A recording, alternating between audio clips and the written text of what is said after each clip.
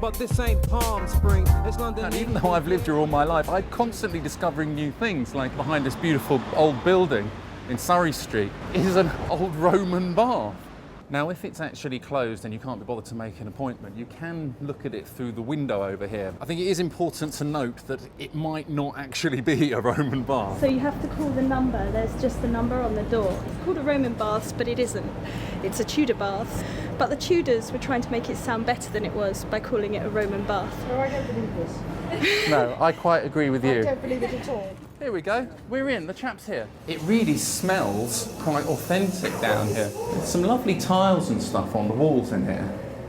The bricks are not Roman bricks, they're Tudor bricks. And it's still working, but it was a Tudor bath. It still flows, the spring still flows, but only a little bit of a trickle. Reminds me of me some nights.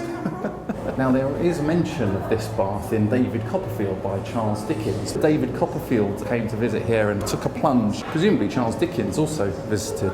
But originally it wasn't actually built as a bath, it was a feeder system for a sumptuous fountain in the local area. Yeah. After the fountain was closed, it fell into disuse, but it was reopened in 1776 as an actual bath, and people did used to come and plunge here.